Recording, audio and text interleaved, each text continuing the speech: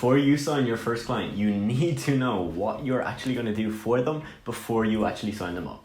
Welcome back to another video, guys. If you're new here, hit the subscribe button and hit like so that you can let YouTube know that you want to see more of these type of videos. And as you can see from the title of this video, these are the things that you need to do before you sign up a client. So by knowing the steps that you and your team will actually do when you sign up a client, those are critically important and are going to actually make selling your service a lot easier, because you're going to have more confidence when you're talking about it, and you're going to be able to basically explain to your clients or your potential clients the exact walkthrough of what you do. If you don't do these three key things, you're probably going to struggle. And you're probably going to struggle on two levels. You're probably going to struggle to give a good service, but you're also going to struggle to actually get clients. Like I said, knowing what you will actually do for them is key in the selling process.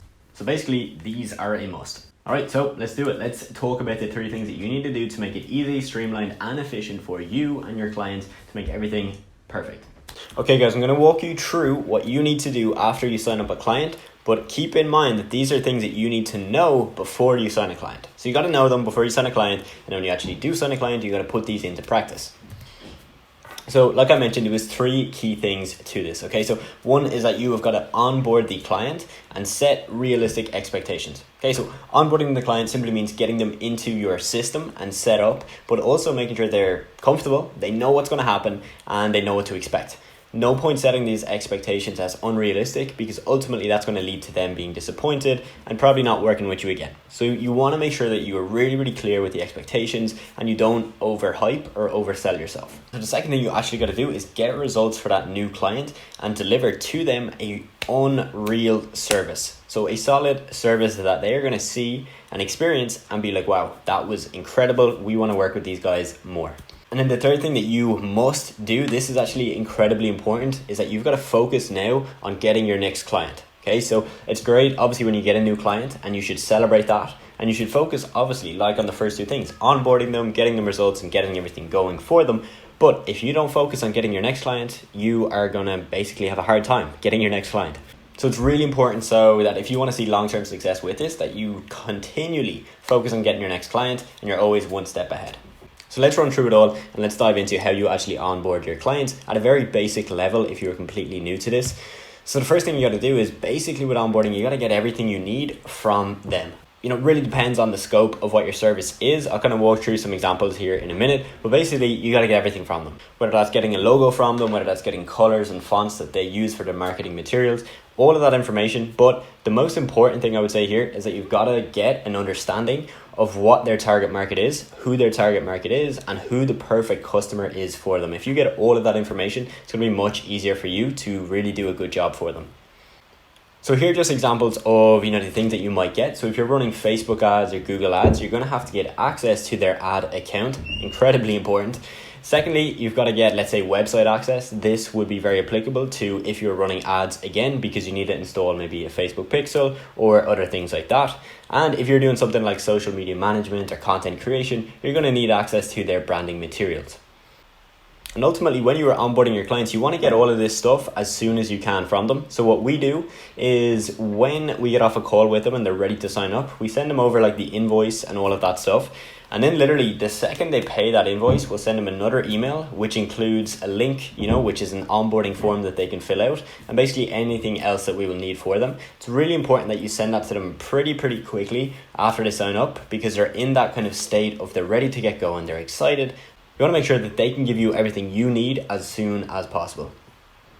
And then the second thing you got to do is basically set them up within your system. So you got to basically get everything and then set them up in your system. And this is really important, because you got to make sure that if you are working with a team, that your team are expecting this new client, or even if you are just working by yourself, that you have a system in place. So you know where all of their billing information is, you know where all of their branding materials are, and basically you just have it set up where it's pretty clear where to find everything. So here's just examples of things that you're going to do is you're going to get them into Slack or your communication medium. So whether you use something else, maybe you use WhatsApp if you're just starting off, doesn't really matter what you're using right now, but the big thing is that you get them in there and that you have them in there, right?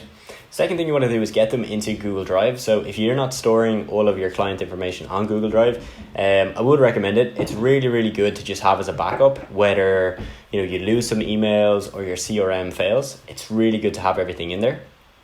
And then the last thing, yes, is putting them into your CRM. This basically is a customer relationship database, right? So it's basically just where you can have a list of all your clients. Now, this can literally be a spreadsheet, okay? You could go down and actually get a software for this, but it could just be a spreadsheet where you have the name of all your clients, their email, when they paid, how much they paid, all of that information. So you just have a really clear overview of, how many clients you have, what they're paying you, and yeah, basically it's not a mess. So now let's move on to actually getting results, okay? So one key thing that I like to basically emphasize to people is that when you're trying to get results, right, it's very easy to just get caught up and kind of forget about the big picture. So what I like to try and do is look at each client every day and go deep, right?